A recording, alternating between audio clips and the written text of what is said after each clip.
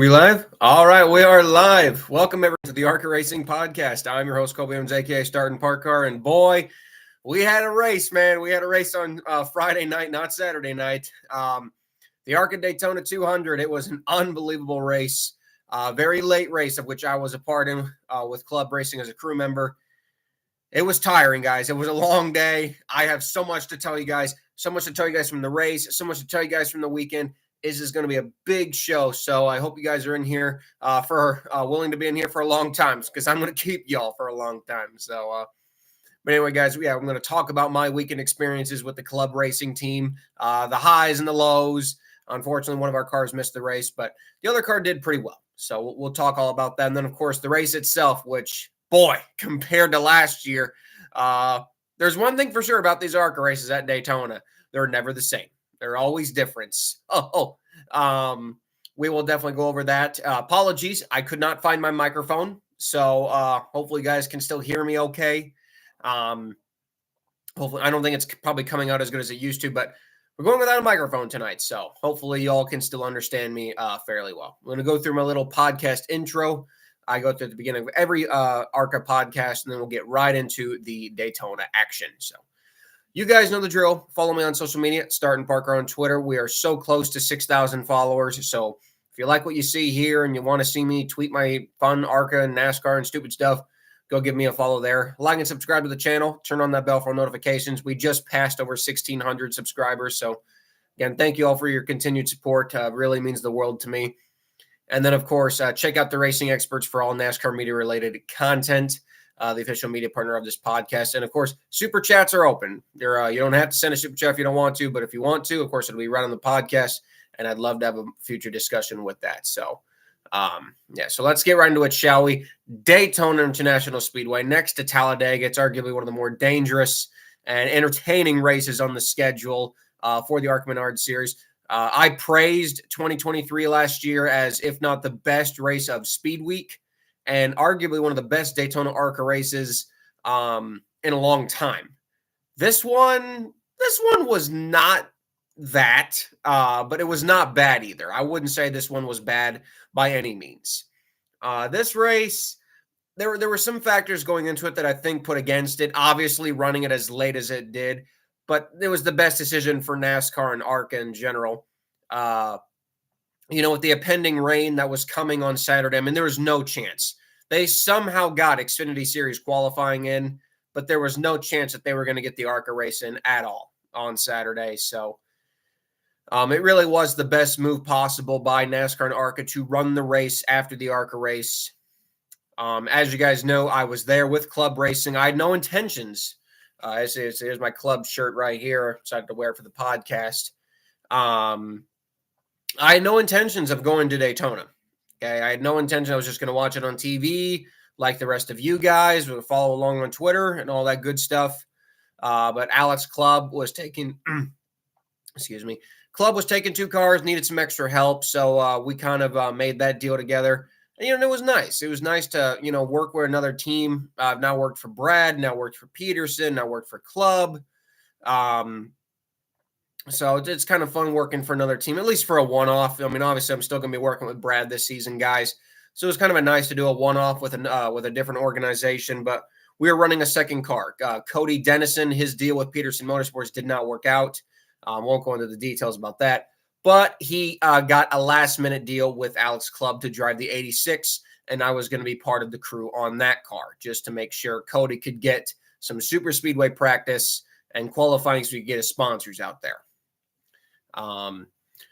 So we got down there. Boy, and I tell you guys, the entry list for this race, it was unbelievable. The entry list for this race was unbelievable. 50 cars. We went over that on the preview show. I did not give a DNQ list prediction because I honestly figured, guys, this was arguably a DNQ list you could not predict. Obviously, with the way that ARCA does their qualifying with the groups, you can't, in my opinion, you couldn't predict it. You could only predict maybe a few entries that were going to miss the race. Like I had predicted the 98. I had predicted maybe the 98,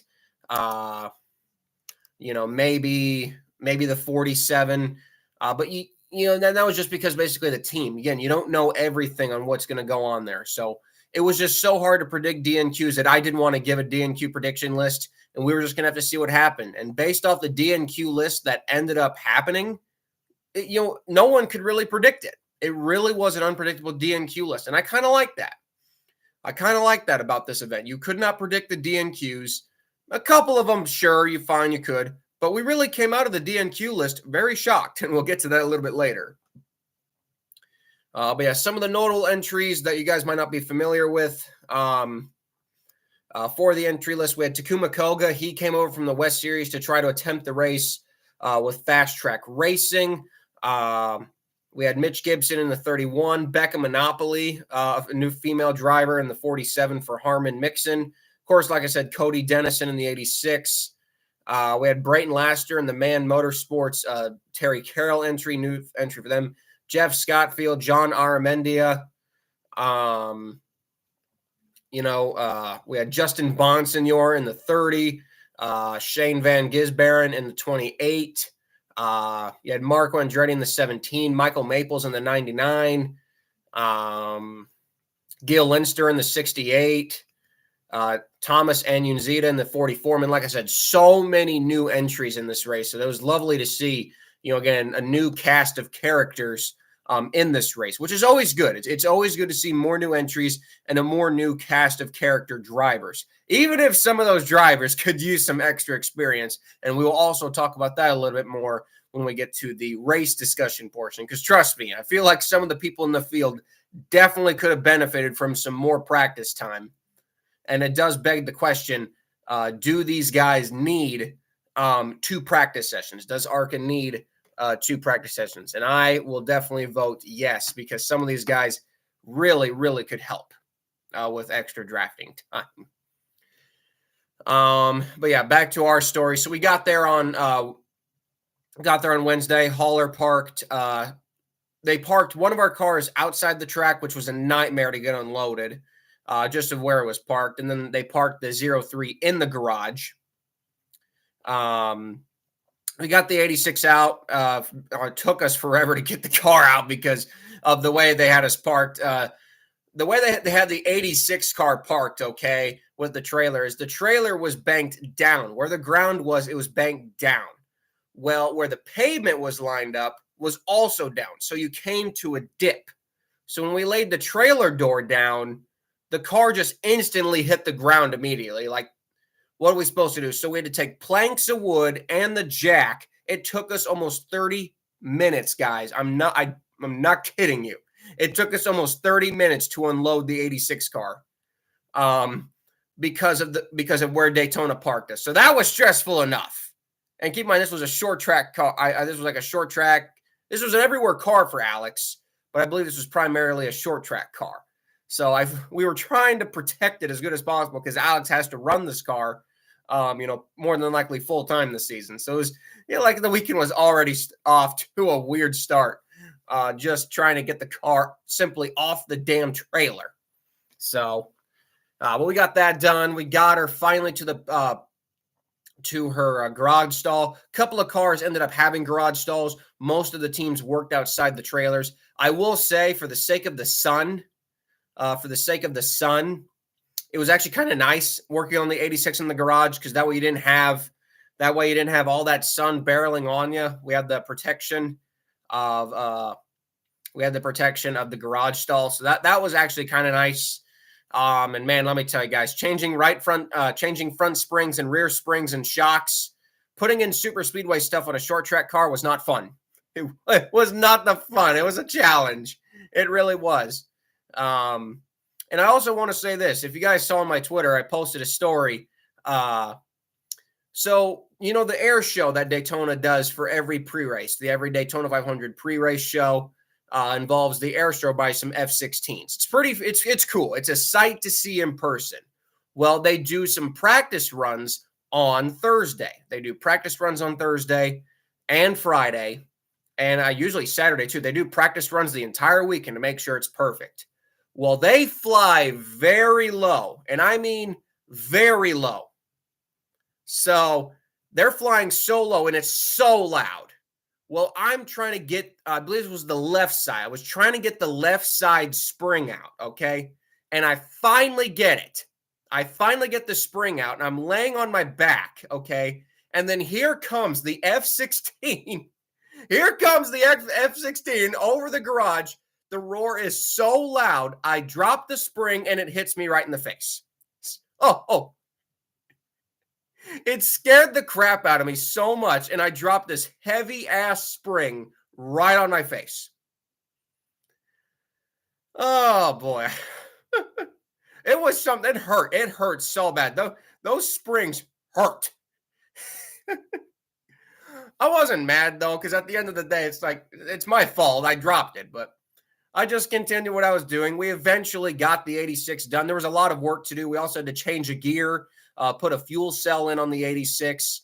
There was a lot of work that needed to be done. So, a lot of me and a lot of the UNOH guys and gals who were on our team, we were really kind of thrashing on the 86 a little bit more than the 03 because the 03 needed some work but didn't need as much work. So the primary focus was to get the 86 done because obviously we wanted to get Cody out there to get his practice laps. So, yeah. By then, tech had been going on, and let me tell you, super speedway tech is a nightmare. there's unless you're a crew member, there's just really no way to describe it. It is a nightmare, but I'll give them credit. They tech every car precisely. The ARCA does a good job with tech. Sometimes people can say what you want about, teams get away with other stuff at other tracks. Fine. Maybe they do. Maybe some teams get away with some stuff at other tracks, some short tracks. But I'll tell you this, it's really hard to get something past the officials at a track like Daytona. They tech those cars to crap. But that's a good thing. That's not me complaining about it. That's a good thing. It just takes forever. It just felt like forever, man. And of course, with all the work we had to do on the 86, we were one of the last cars to go to tech. I think we actually beat the 03 just by a brief second. We actually got ahead of them in tech, so that was kind of satisfying. And, unshockingly, we didn't pass the first time. And the 03 didn't pass the first time either, unfortunately. Due to some super speedway rules, which I guess, I don't think they'll mind if I say it. It's nothing serious. So spring plates, I guess the bottom and top part of this that holds the spring in place, they have to be metal, and ours were aluminum. So you can run aluminum at the other tracks. Like you can run aluminum at all other racetracks except Daytona and Talladega. And that's what Alex had on both cars. So, unfortunately, we had to change those out. I do believe we did get a set for the 86 because, again, we had to get that car. We had to get that car on track. But for the 03, that kind of meant that the 03 would not make a practice lap as we would not be able to get those metal spring caps until the next day. So, that's why the 03 guys, if you were wondering, did not make a practice lap. It was due. We just did not have an extra set of spring caps. And we were more focused on getting the 86 on track. So if anyone was curious on why the 03 did not make a lap, that is why. But yeah, super speedway tech, man, they really bit us. It was not just us. They bit a lot of teams. There were Venturini cars going around a second time. There were many other cars going around a second time. Not many cars passed the first time in that super speedway tech, especially with 50 cars there. I think that's another thing. With 50 cars there, they really, really wanted to make sure that nobody had an advantage. So I applaud ARCA in that sense.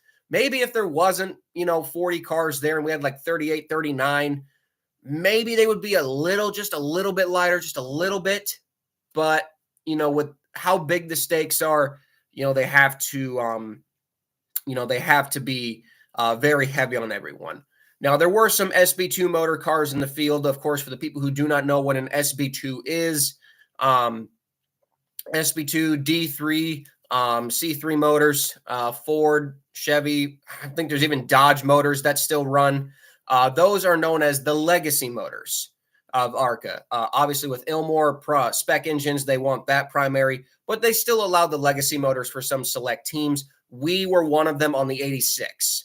The 86 had an SB2. The 48 had a I think had a C3 or D3 Ford, SB2 in the 31 and SB2 in the 06.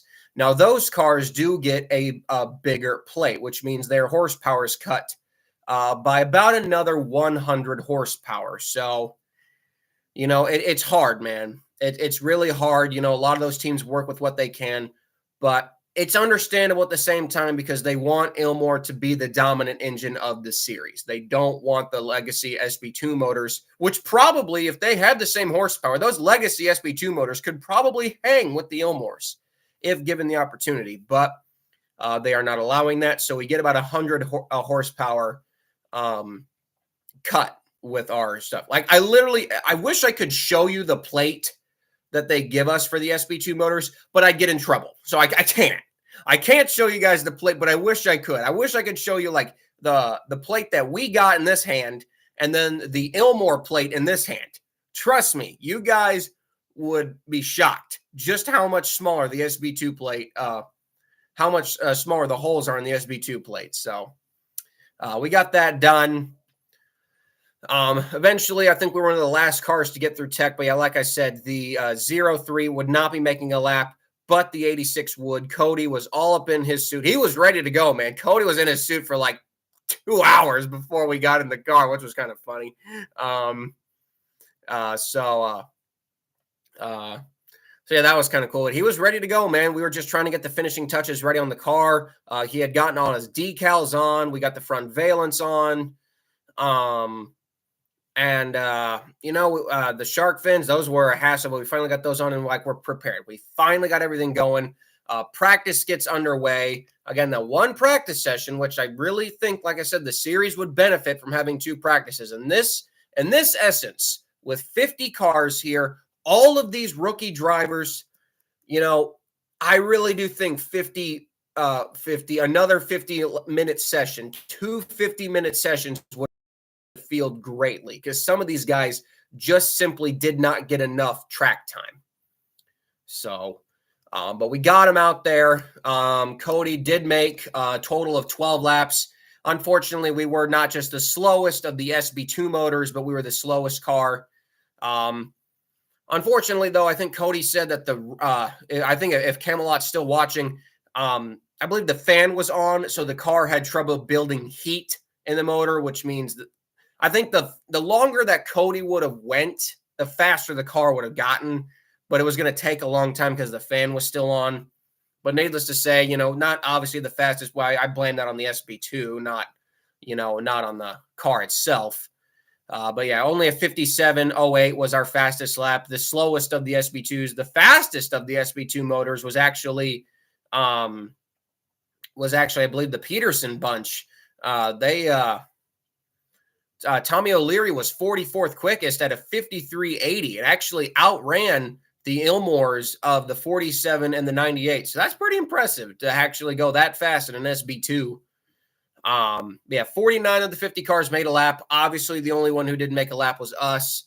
The fastest cars in practice, shockingly, were not the Venturini cars, but the fastest cars in practice were Marco Andretti and Patrick Emmerling, who, as we know, has split from Joey Gase, and Joey Gase is rumored to be partnering with Frankie Muniz. Apparently, that is a rumor going out there, and we'll see if that's confirmed. I saw that on social media today, so hey, who knows? Maybe that'll be confirmed, but I think it'd be kind of cool. But looks like Emmerling Gase is done for sure, and Patrick has taken ownership of the ARCA car. Which is kind of fun. It's kind of a fun little side project for Patrick, is that ARCA car. He calls it his little baby. I like that. But yeah, car's clearly fast. It was second quickest in practice. Willie Mullins was third. Chris Wright was the top Venturini car in fourth. Dale Quarterman was fifth. Jake Finch was sixth. Gustine was seventh. Amber Balkin eighth. Tony Breidinger ninth. So yeah, the Venturini brigade still fast. And Ed Pompa up in 10th. Some of the other notables from practice: Shane Van Gisberen was 13th. We had Christian Rose. He was down in 26th. Sean Core, he was down in 32nd. The 44, Thomas Anyunzita, and the Cole Trickle throwback. I guess they were saying it was a Kyle Petty throwback, which yes, it was. But, I mean, come on. It's Daytona. You got to associate it with Days of Thunder. So Cole Trickle throwback, he was only 36th. And Tim Richmond, who would go on to qualify on the front row, was only 41st quickest. So kind of showed you, man, practice didn't always show everything what these guys got. But it was going to show that a lot of the guys who failed to qualify for this race ran laps in practice fast enough to make the field. So showed you that it was going to be something interesting. Oh, yeah. So we finally get back to the hotel. Oh, actually, we were staying at an Airbnb. We were staying at an Airbnb on top of a pizza parlor. That was something new for me, man. That was something pretty cool. We got to the track on Friday. At that point, when we got into the track on Friday, we did not know that the race was going to be run later that night. It was not really felt through the garage until about noon of that day that there was rumors about it. And then it was confirmed kind of midday that we were going to be running after the truck race, which, again, I was perfectly okay with. So we get there again, still we got stuff to do on the 86. We get the right parts, so we get the right caps on the 03. We get it through tech, thank God. We get the front valence on and everything. So everything's good on there. The 86, we get that passed through tech again. Thankfully it just wasn't I think ARCA kind of let us slide a little bit, and I'm not afraid to say that the 86 car wasn't perfect, obviously, but it's a car that really wasn't meant to run. I mean, like I said, they kind of thrashed it together to bring it. So maybe if Alex and Brian had more time, maybe the car wouldn't. I'm trying to say in the nicest way possible. Yeah, it was just kind of a mess, but in a controlled mess, as they say it, but. In the situation we were in, it was going to be a mess no matter what. And I think it was understandable on all parties. So, but yeah, we got Cody in the car. We were in the last group. Qualifying had been going on. I did not personally see a lot of the groups because I was standing in the infield. But apparently there was a lot of jostling out there. People not being organized, people dumping each other out of the way, causing some to lose the draft. And looking up the scoring pylon, we saw some really interesting cars in the early group session have amazing laps. The 68 of Gil Linster, the 75 of Brian Dowsett were in some of the earlier groups, and they put up unbelievable laps. So it's like, God damn, if they ran that good, boy, this is really going to be an unpredictable session. God, I wish I had the group list right here. I don't think the group list is on arcaracing.com. Let me check real quick if it's on arcaracing.com. I don't think it was. No, it wasn't. Crap. Or else I would tell you guys the group list. But SVG was in one of the middle groups, and he did not get a good lap. I didn't even know that because I didn't have my phone. I wasn't tracking qualifying laps, but shockingly, SVG did not get a good qualifying lap. It was kind of shocking. And through the last group, SVG was actually knocked out of the top 34. And with the 28 team only running a handful of main races last year, and I said it on last week's show. Remember, guys, I said that he was not safe. If you guys remember on the preview show, I said that, guys like SVG and Marco Andretti, their cars were pretty low in owner's points. And if they were not in the top 34, they might not make it. And sure enough, that's exactly what happened. Shane Van Gisbergen was knocked out of the top 34, and he went. But yeah, it was really shocking. Needless to say, the Clubb car ran fine. There was something wrong in the front. So Alex kind of backed off. The 86, it just wasn't going to keep up. When we kind of knew that. We were holding out hope that there'd be some miracle where maybe the 86 could keep up, but it just wasn't going to happen. And unfortunately, Cody actually went slower than he did in practice. So unfortunately, that was just that was kind of that. Cody tried his best, but what are you going to do? All Cody could do was hold his foot down to the ground. That's all he could have done. So And again, it's nothing against Clubb. It's nothing against the team. It's just when you have an SB2 motor, what are you going to do? All you can do is just hold the pedal down and hope for the best. But unfortunately, we kind of knew right there that the 86 was not going to make it. But we knew the 03 was going to make it. We knew we were going to have a provisional with that car. There was no worry for that. But the final results came in, and a pretty interesting DNQ list. Some of the notables that, people didn't think would make it actually ran some pretty fast laps. Like I said, in the end, we had Willie Mullins. Yes, Willie Mullins, the number 3. How ironic. The number 3 at Daytona was on the pole. Tim Richmond was second. Now, that's cool. Tim Richmond was second. Gil Linster ended up 7th. Brian Dowse ended up 8th. Isaac Johnson was 9th. Jeff Scottfield was 14th. Dale Quarterly was 16th. Eric Caudell was 17th. We'll get to him in a second. Caleb Costner was 18th. Anion Zeta, who was out originally, he was 19th from practice. Armani Williams for Carl Long. Great to see them make the race in 27th. And the final car to make the race on time was Andy Jankowiak in 34th. And the first car out was Shane Van Gisbergen in the 28. He was 35th. So, and the cars that actually would fail to qualify the initial qualifying list was the 86 of Cody Dennison, the 98 of Dale Shear, the 31 of Mitch Gibson, the 47 of Becca Monopoly, the 88 of AJ Moyer, the 01 of Takuma Koga, the 57 of Hunter DeChantel, the 95 of Brayton Laster, the 87 of Chuck Buchanan. Those were the initial DNQs. Those were the initial DNQs along with SVG, but unshockingly, kind of what people predicted. Is that would the 28 buy its way in? Because as we know, SVG needed to make the race to get credit for Xfinity.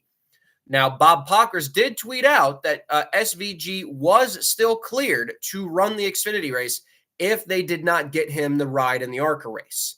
Nevertheless, they did go around shopping to some teams, including us. Yes, we did have some representatives come over to our trailer and talk to Alex. I won't reveal what Alex's price was, but it was kind of funny. And they did go shop around. I know they shopped around to Brad Smith. I know they shopped around to Wayne Peterson. I'm not really sure who else they shopped around to. Those were the only us, the 48 and the 06 were the only 3 teams that I personally know that they shopped around to. And then they eventually looks like they settled on the 7 of, they also came to the 75. Well, how about that? So it looks like they came to the brother-in-law motorsports team too. So that's interesting. But looks like they eventually settled on a deal with Eric Caudell. Now, Eric Caudell's part-time. He only runs a couple races a year. So realistically, this was not shocking at all. And I honestly don't blame Eric Caudell one bit. Supposedly, I heard ranges of $50,000 to $75,000 to even $100,000 to one chassis and an engine, 2 chassis. I won't confirm exactly what he got, but I heard from about 5 to 6 sources in the garage that that's about the range of what Eric got. Now, we probably won't know exactly what he got, but again, those are 5 to 6 sources in the garage from people. I won't list their names, but those are people. Those were reliable sources, and that's what Eric got. But I cannot confirm exactly what he got because, like I said, there were multiple reports he got this, multiple reports he got that. Either way, Eric made out with like bank, especially considering, the ARCA purses in general. So I don't blame him one bit. And, Eric's got a car ready for Talladega. We know he'll be there. Eric will be at Talladega, and he's now got some really nice money behind him and supposedly some new cars coming in to really boost his program. So, hey, a win-win for Eric Caudell. I don't blame him one bit. I really don't. At the end of the day, racing is a business. And you got to look out. You got to look out for yourself if you're an owner driver. So, So that means Eric Caudell withdrew, just flat out withdrew in general. And what that did was it bumped SVG into the top 34. SVG was bumped into the top 34, and therefore SVG would make the race. So yeah, just like that, Shane, it helps to have the money behind you, doesn't it? You know, but that, but yeah, that would mean SVG would get the final spot on points. It makes you wonder, man, how many teams they would have had to have paid off if SVG was like really, really low in the final order. So, going over the qualifying results, the people who did get the provisionals, we went over the top 34. Hang on one second, guys. I'm trying to pull up the qualifying results here because it's all jumbled up. There we go. The final provisionals went to 35th was the 99 of Michael Maples. 36th was the 10 of Ed Pompa. 37th was the 12 of Ryan Roulette. The 38th was us, the 03 Clubb. The 39th went to the 06 of Peterson. And Brad Smith, man, just by the skin of his teeth, man, I was a little worried that Brad might not make it, but he got the last transfer position. So all of our guys, all of our low-budget guys were able to make the race. And, you know, Brad, I talked to Brad about not accepting the deal, and Brad just simply said he couldn't afford to get off his Golden A plan. So I'm sure if Brad or Peterson were part-time, they probably would have accepted the deal. But no, those guys can't afford to get off the Golden A plan for ARCA, so obviously they're not gonna withdraw. So yeah, it helps to have the money behind you. It reminds me of Paul Menard back in 2010 when they paid off. I don't know how many teams Menards paid off. It was, how many Busch teams they did back in 2010. But this was kind of like that exact same situation here 14 years later. So yeah, it helps to have money in the racing business. But you know, all of us kind of already knew that.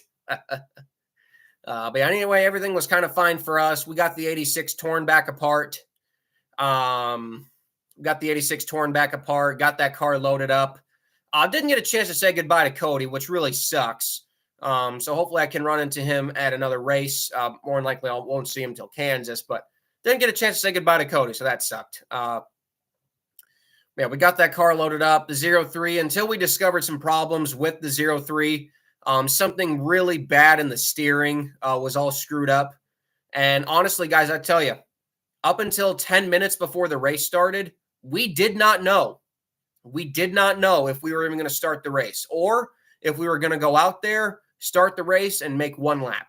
And I'm really serious, guys. 10 minutes before the start of the race, we were not sure if we were going to get that car on track. It was very scary. I don't exactly remember what the problem was, but there was something in the steering. Oh God, yeah, that's right. Cody's truck was stolen. Did anyone else follow his Twitter account? Apparently his truck got stolen. He got it back. But yeah, his truck got stolen. I mean, I'm glad he got it back, but goddamn, it's like you missed the ARCA race and then you get your truck stolen. Like, goddamn. Poor Cody. I love the guy, but goddamn. Well, hopefully, I'm glad he got his truck back and he didn't really lose anything. And yeah, so just glad everything's okay now, Cody. But Jesus, I forgot about that. Yeah, his truck got stolen.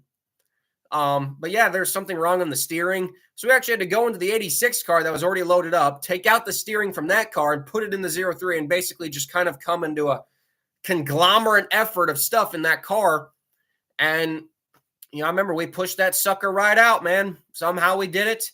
I was the fueler. We had some UNOH kids who were going to do, you know, just kind of tire checkovers and other stuff. Yeah, somehow we made it. I don't know how we did, but somehow we made it. Alex, he kind of knew. He kind of knew that the race was going to be complete chaos. So he kind of just told us over the radio that he was not going to try it all. And as it turned out to probably be the best idea possible. It really was the best idea possible when you really think about it. So needless to say, guys, that we get the race going. It's very late. It is after the truck race.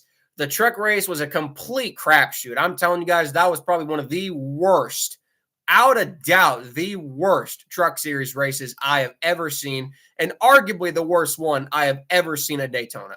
That was bad on all levels. So we're starting late here. It was probably closer to 12:30 before the race got started. It felt like we get the race going. Yeah, you're right. That was probably the highlight of the race, seeing Timmy Hill and FDNY Racing get top 10s. That was probably the best part of the whole truck race. But we get the race going nonetheless. We get the race going.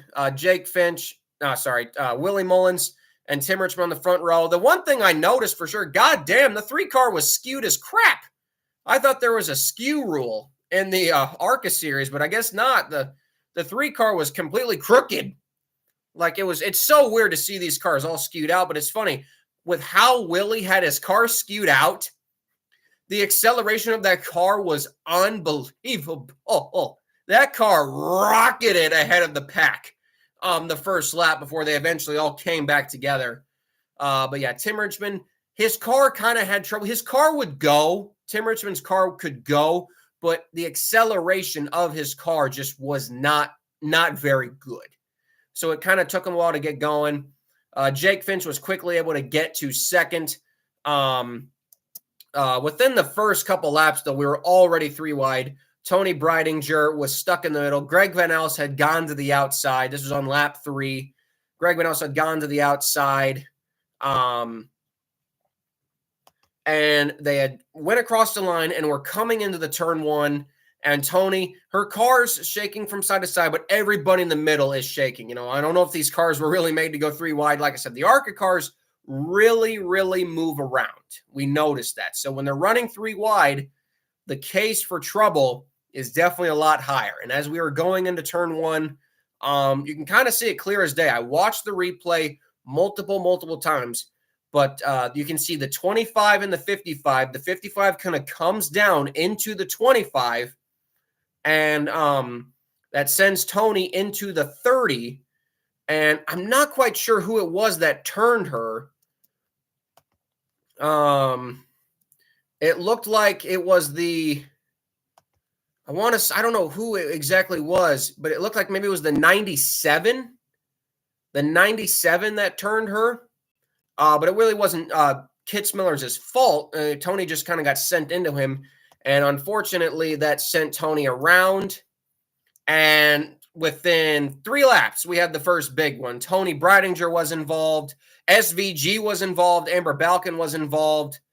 Ed Pompa with a horrible, all due respect, the ARCA break me, but I'll admit it, Ed Pompa just kind of flew in there. John Aramendia was involved. Jeff Scottfield was involved. Chris Wright living up to his legacy, crashing. Gotta love that. Chris Wright crashing, of course. So 3 Venturini cars. All 3 full-time Venturini drivers were involved in that crash. But yeah, they were coming into turn 1. It was so weird. It was weird. Tony, her car was shaking just a little bit, but Dean comes down, gets into her. She gets into the 30, and then they just can't get off each other. And then she eventually gets turned by the 97. But yeah, about 10 cars involved. Complete mayhem. And yeah, Tony Breidinger did not have a lot of nice things to say about Gus Dean as a teammate. And that really wouldn't be the first time that Gus Dean didn't come down to the best team, didn't turn out to become the best teammate. Yeah. And yeah, that race was pretty bad. Or that race, sorry. That crash was pretty bad for a lot of reasons. The 63, that car's done. It was killed, severely bent in the middle. That chassis is done. So that 63 car has run its last race. And the 10 car, unfortunately for Andy Hillenberg's team, that car has also ran its last race. So not only some hard crashes, but some cars that are virtually now dead, unfortunately. Now, obviously, they're going to take everything they can off the car and salvage them. But the chassis themselves are done. They will likely be scrapped. And unfortunately, we'll never see those cars ever again. So that's kind of sad. Overall, the cars that were actually taken out in that crash, not that many were actually taken out in the crash. A lot of them were able to continue. Ed Pompa, John Aramendia, Chris Wright Tony Breidinger and Jeff Scottfield were the ones, were the ones who could not really continue after the crash. Well, we still had 35 cars, but there were plenty of cars who got damage, and I mean plenty of cars who got damage. We stayed back, stay out of the way, so obviously we missed that. We ran one lap, got back going green again. This is where Jake Finch took the lead. We ran whopping one lap before we had debris on the track, shocker, from one of the cars that was trying to get repaired. There is no damaged vehicle policy in ARCA. We just, they just happened to, drop a piece of debris. Nothing too serious there. So under caution again, we get back going again. 2 laps later, Jake Finch still leading. The 74 of Mandy Chick, she was involved in the initial accident. She had damage, and it looks like coming off of turn 2, one of her rear tires exploded, sending her hard into the wall, which sucks for Mandy Chick. Very, very lovely gal. She's so sweet. And it kind of sucks to see that happen to that team. They're a very hard-working team. Steve Chick and that whole organization work really hard for her. And like I said, very sweet gal is Mandy. So that kind of sad to see them fall out of the race. The car will be repaired. I don't know if Mandy will be at Talladega. It's a lot of damage to repair in kind of a short amount of time. But we will probably see Mandy Chick later in the season, but I don't know if we'll see him at Talladega because this was their Talladega primary. So yeah, lots of early crashes. Didn't really have time to, build up some stuff. And the longest green flag run of the day was only 12 laps. But in general, when you only have an 80-lap race, this is how it's going to go sometimes. We would get back going green again, and we actually had some sort of lead change. We had Ryan Huff, who was able to take the lead for a couple laps from lap 25 to 28. We had another caution. The 32 of Christian Rose got turned on the front stretch. Luckily, nobody had hit him. At this point, we did have a couple of other cars fall out of the race. Along with it, we had the 93 of Caleb Costner, who was involved in that first melee on lap 3. He had broken axle along with his damage. So his day, unfortunately, was also done. So at this point, we were down to 33 cars. Still a pretty solid field, though. We finally had some real racing going on. We had 12 laps of solid green flag racing, and it was actually pretty good.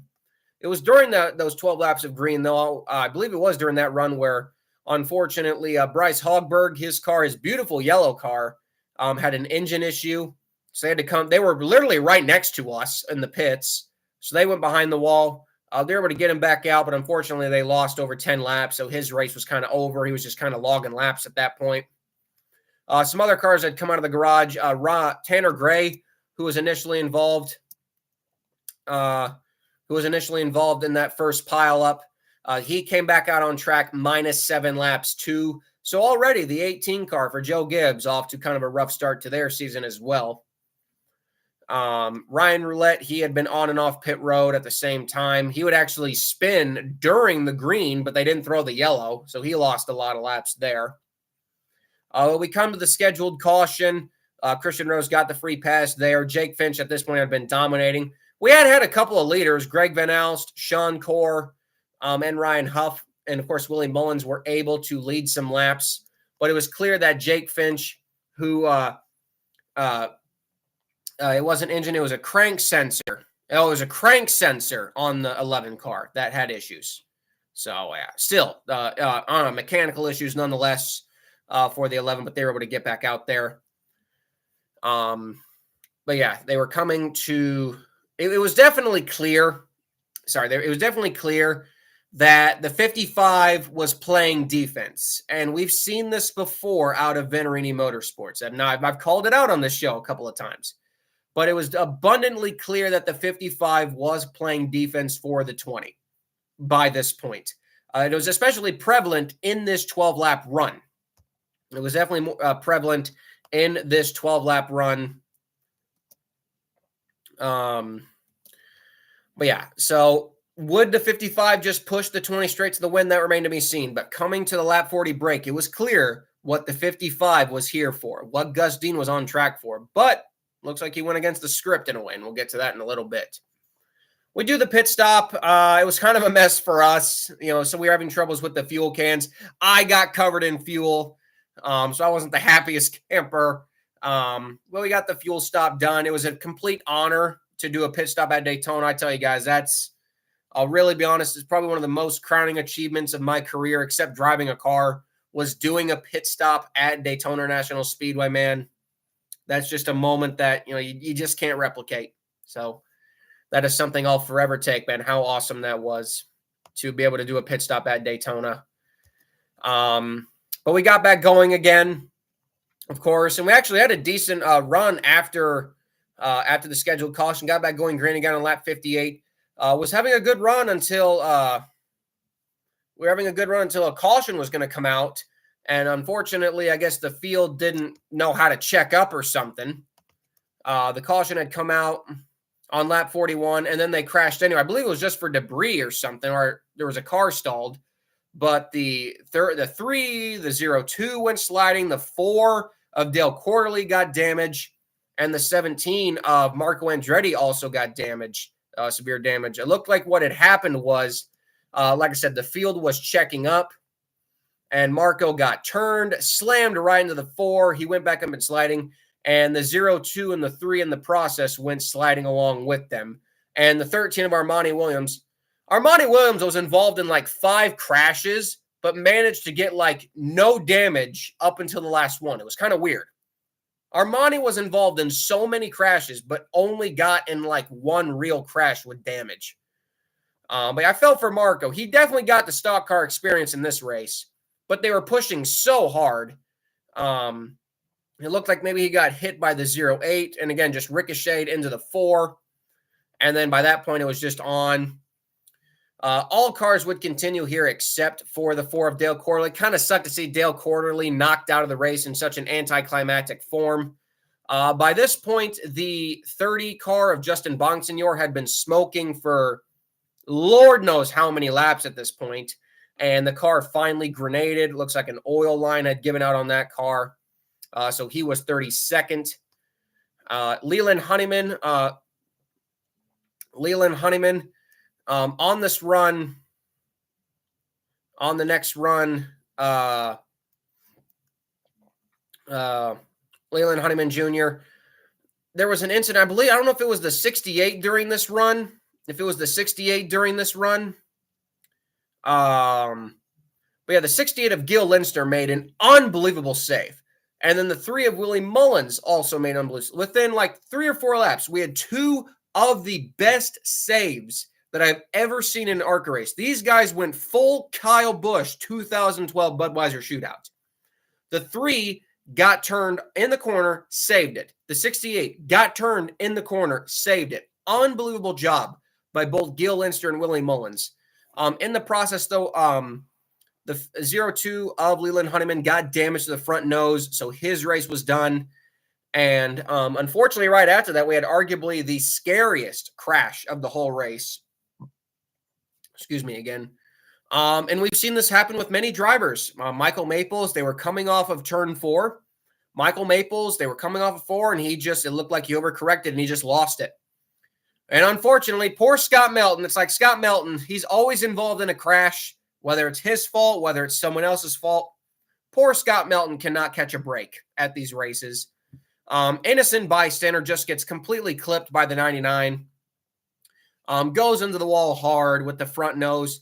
And then Willie Mullins, I still really don't know what Willie was doing. There was plenty of room on the outside and the inside of him.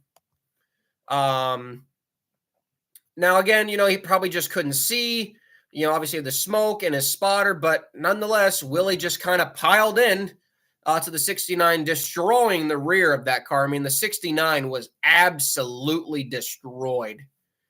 By this point, though, I did forget to mention Shane Van Gisbergen had come back out on track. The 28 team was able to get him back out on track. However, he was many, many, many laps down, but they were just trying to get him some laps on track. He went spinning in this, by the way. He went spinning in that crash. But yeah, it was really weird. It was really weird, that crash. The 99 just lost it. The 69 just gets completely taken out for felt bad for him. Then the 3 just piles right into him. The 75 also goes spinning, but he saves it. The 28 goes spinning, he saves it. But yeah, Melton really, he was upset, but like I said, it's racing. He understood it. Willie, he did take some time getting out of the car, so I hope Big Willie's okay. Both cars, the 69, by the way, was killed in that crash. Unfortunately, we did get the message from Kimmel. I got the message yesterday that 69 car is done. So 3 cars from this race have ran their last race, which always sucks to see. And the 3 car will be repaired, but I don't know if they're going to be there. The 3 wasn't even supposed to go to Daytona. I talked to Willie's wife, and they really were only going to Daytona because they were fast in the test. So I'm not even sure if we'll see Willie Mullins or the Mullins team at all this year outside of this race.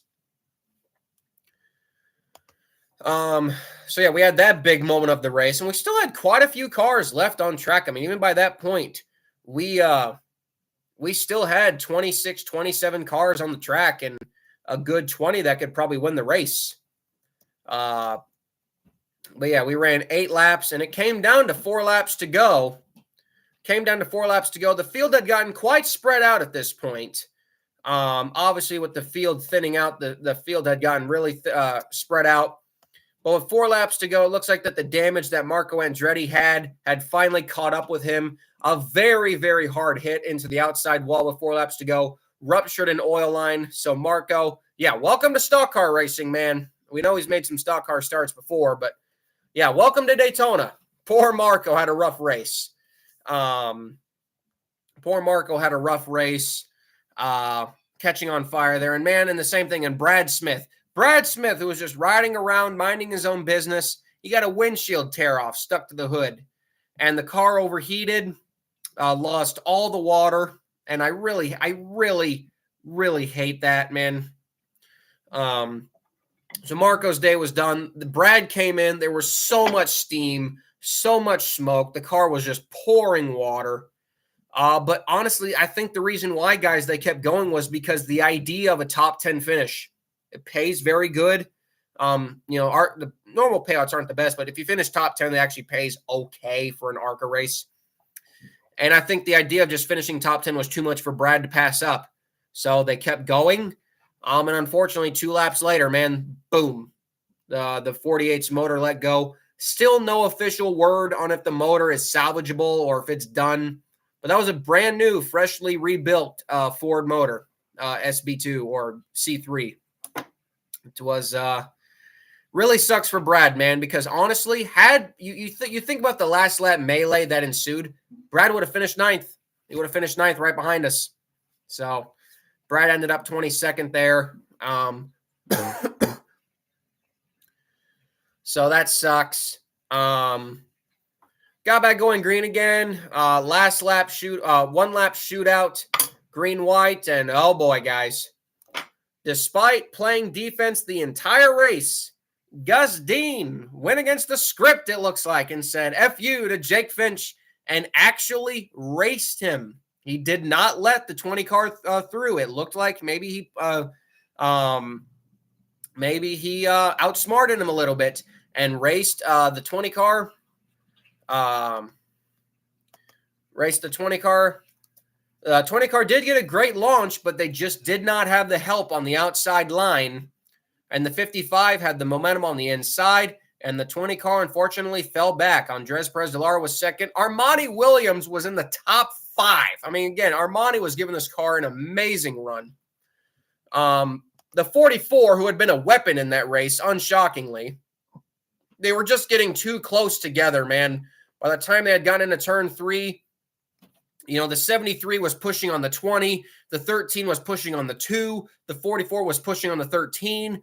The 62 was pushing on the 73. Everybody was pushing on each other. You could see it. It was going to happen. There was no way they were not going to crash. You could just see it coming. Everybody was pushing on each other. And eventually all it took was for 2 cars to collide. Those 2 cars being the 2 and the 20, which then sent the 20 hard into the outside wall. And then the 44, again, who had been a weapon the whole race, that Annunziata guy had been a weapon the whole race. He wrecked like 4 or 5 people, it felt like. Despite having one of the best looking cars. But yeah, that took out both Rev cars, because in that melee,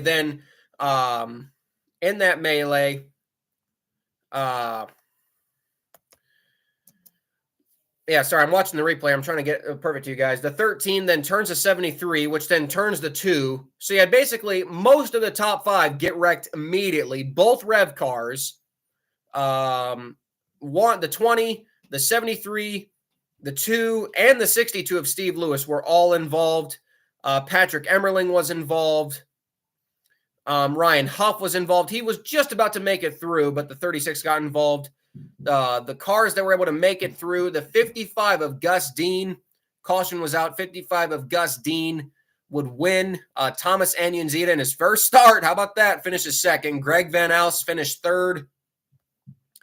Greg Van Alst would finish third. Fourth, I believe, would be Christian Rose. Fifth, Tim Richmond's fifth. Jason Kitzmiller damaged sixth. Gil Linster was seventh. Alex Clubb got eighth. Amber Balkin, despite her car being damaged to crap, managed to finish the race in ninth. Andy Jankowiak limped his destroyed car. His car, might I mind you, his car that had the number 2 car riding on it. Yes, if you watch the crash, the 2 car was actually riding. It was almost in the catch fence. I think it actually did hit the catch fence and actually rode the 73 for about a good 20 or 30 feet. Yeah, it was just amazing. The 34 of Isaac Johnson, again, was also involved. Just an absolute melee, an unbelievable crash. But yeah, the 75 of Hunter DeChantel was also involved in there. I believe I did mention everybody. The 06 of Tommy Boy, I don't know what Peterson, I don't know what he was doing. He was so far back, and yet he still managed to get involved in the crash. I really never really saw a replay of how the 06 got involved in the crash, but the 06, you guys saw the damage tweet. 06 is pretty tore up. So I don't know I don't know how he got into the crash. If he ARCA braked into the crash, I don't know. I love Tommy Boy, but I hope he didn't just ARCA brake right into the crash. I hope that didn't happen, but it kind of sucks. Think about it. Had the 06 not crashed and had the 48 not blown up, we would have gotten the 48, the 06, and the 03 all in the top 10, which would have been kind of cool. But yeah, he did ARCA brake into the 08, and that's what I figured. Because I'm telling you guys, after the race, the 08 guys, the 06 was parked close to us. The 06 guys, or the 08 guys, I should say, were not happy. There was a lot of tension in that garage area after the race. The 08 guys were not happy at all. Patrick Emmerling was scared that he might have broke his ankle, in his left ankle, because he got hit hard in the left side. Now, that car is not killed, but it's severely damaged. But yeah, Patrick was worried for a second that he might have broken an ankle or something. Thankfully, he competed in the Xfinity race, so I guess he was okay. But yeah, very frustrating for the 08 team. And yeah, sucks for Peterson, man, seeing that tear up a car. But the good news for Peterson, the car's repairable. We need a new front clip, and we'll need some new body work. But it'll be back next year, more than likely. But you probably won't see the Chevrolet for the rest of the year. But yeah, like I said, guys, it was just a last lap melee. Gus Dean went against the script and even admitted it. I mean, I'm not speculating. Gus Dean literally admitted in his post-race interview that he was there to help the 20. But then he said on the last lap, he's going for a win at Daytona, and so he's not going to give it to him. So he literally admitted right there in his post-race interview that he was supposed to help the 20 win the race and went against it. I'm not really sure how that's going to go over at the Venturini Motorsports team meeting, but I would love to be a fly on the wall for that one. I would love to have been a fly on the wall for that. So, yeah, Gus Dean wins. The first win that's got to be the first win for the 55 car in a long time. When was the last time the Venturini 55 car even won a race? 2000. Anyone in the chat? Does anyone in the chat know that? When was the last time the 55 Venturini car actually won a race? They haven't ran that car very often the last 10 years. It's got to have been at least 10 years since that 55 car won a race. Anyone in the chat, find that out as quick as you can.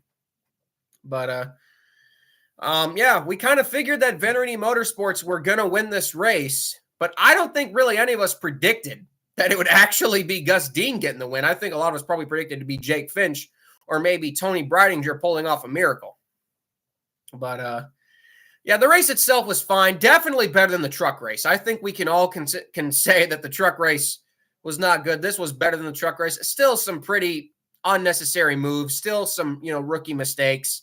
Again, I definitely think this race would benefit from having 2 practice sessions, 1 more practice session for the ARCA rookies just to get some more drafting time. Because there was just, you could tell there was a lot of inexperienced moves being made in this race. You could just tell. So the race was still better. I mean, some people were saying they give it a 6 out of 10. I think that's fair. I think a 6 out of 10, maybe a 6.5 out of 10 is a fair grade because you're not being too harsh, but you're not, praising what was something that wasn't perfect. So I think we can all agree. I think a 6.5, 7 out of 10. I wouldn't go any higher than a 7. I think a 6 to 7 ratio is about what's fair for this race, if you want to be honest here. The point standings are arguably the most interesting part about this. Because remember, the Venturini cars running for the championship, those are the guys and gals that, we thought would be the championship contenders. And they are already in a really deep hole to start out this season. Now, right now, of course, the leader of the points is Gus Dean, but we know he's not going to be full-time. As of right now, the full-time drivers, now we're going to go by full-time drivers here. The full-time driver point standings right now are Christian Rose. He will be leading the points because Van Alst, Anunzita, and Dean will not be full-time. Greg Van Alst had rumored to be full-time, but that has simply been debunked. But Christian Rose will be leading the points. Alex Clubb, yes, Alex Clubb is second in points right now by technicality when you're looking at full season points. Amber Balkin will be third. Andres Perez de Lara will be fourth. LeVar Scott will be fifth. Brad Smith will be sixth. I'm trying to look down through the order. Brad Smith will be sixth. Looks like Tony Breidinger will be seventh. Chris Wright, eighth. I think those are your full-time guys. But yeah, very weird. And right now, in terms of Christian Rose, he has 40 points.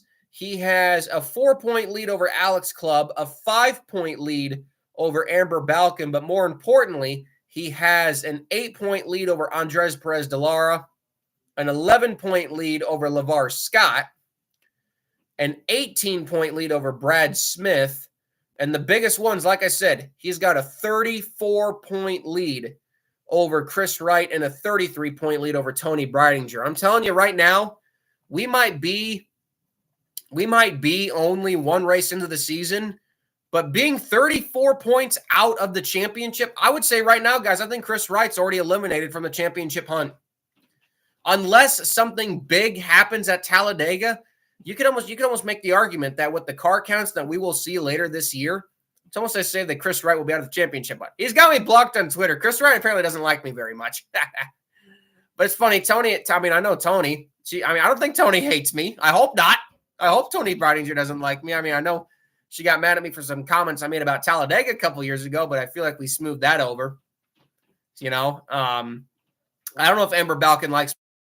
She knows who I am. That'd be nice if she did. But yeah, the full season championship is going to be interesting for sure, guys. It is definitely going to be interesting because Christian Rose, man, that finish is exactly what they needed to start off their season. In terms of the contingency awards, the bounty rookie of the race went to Thomas Anunzita. The comedic crew chief of the race award went to Adam Murphy for the number 27 team. The fastest lap of the race award went to Amber Balkin at a 48.25. Of course, the General Tire Pole Award went to Willie Mullins. The General Tire Race Winning Team Award went to the 55 of Venturini Motorsports. The K&N hard charger, Betty. We got it. Alex Clubb got the extra money, so that's good. Reese's sweet move of the race went to Willie Mullins for his excellent save. And the Richmond Halfway Leader Award went to Jake Finch. Now, one of the bigger questions we had, we'll end the kind of the podcast with this. How many cars will we see at Talladega? Now, again, there were a lot of cars that missed this race. There were also a lot of cars that got torn up. So, do I think we will see DNQs at Talladega? Before Daytona, yes. After Daytona, no. I do think a lot of the cars that missed this race will run Talladega, but there are a lot of teams who might not be able to get their super speedway car repaired in time for Talladega. So my estimate right now for Talladega will probably be around 33 to 37 cars. I don't think we're going to have a full field, but I think we're still going to have a very, very healthy field size for Talladega. Phoenix with the West Series, Phoenix, I wouldn't be shocked if we see a full 40-car field for that one. I think the first 3 or 4 races of the season will have excellent car counts, and then we might start to dip off a little bit to what we usually see in the ARC series, which, again, we just kind of expect that. We ain't going to complain about it. But, yeah, that was Daytona in a nutshell, guys. It was a very fun weekend. It was an honor to be down there for the big race. It was great seeing so many faces in the garage, seeing so many friends, seeing Will Kimmel, seeing my friends at Andy Hillenberg, running into Zachary Tinkle, running into Brayton Laster, running into some of the people who don't like me very much. I don't know why people don't like me. Sometimes I make some enemies. Sometimes they don't like my podcast comments. I don't know. Oh, I also forgot to show you guys this. It's the official mascot for this is the official mascot for the podcast show. We stopped at a Buc-ee's. So meet the new mascot of our show. It's Bucky the bobblehead. So this is our, see it going? Yeah. Yeah. So this is our mascot for the show, Bucky the bobblehead. I love Buc-ee's, man. They are awesome. You guys got to check out a Buc-ee's and get a bobblehead. You got to get a bobblehead. So yeah, cute little guy, isn't he? So yeah, we kind of just keep him around. We kind of keep him in the office. He's the official mascot of this show. So yeah, wow, 1 hour and 7 minutes. Jesus Christ, and you guys are all still here. So I guess I'm doing something right. But anyway, guys, it's kind of all I got. Daytona was something else, man, in a good way and a bad way for some teams. It was fun to be down there with Alex Clubb. I look forward to working with Brad Smith more. Looking forward to seeing Alex. Looking forward to working with Brad Smith more. My next race will be Kansas. And, of course, we are still looking for sponsorship for Iowa. So if anyone is out there, watches this show, would love to be a part of my deal, reach out to me on Twitter. Reach out to me in the comment section, man. We're always looking for sponsorship for the Iowa Speedway race on June 14th. That will be my ARCA debut. So to everyone, have a great rest of your night. Like and subscribe to the channel. Turn on that bell for all notifications so you guys never miss a podcast when we go live. And I will catch you all for the Phoenix preview show in a couple weeks. And I will see you guys all on Thursday for backmarker battles, the first review show for backmarker battles of the season. And yeah, the backmarkers did not have the best runs at Daytona. We'll talk about it more on Thursday. So I'll see you guys then. Have a great rest of your Tuesday night. I've been Colby Evans. I've been starting Park Car, and I'm signing off. Goodbye, salute. So long. Goodbye.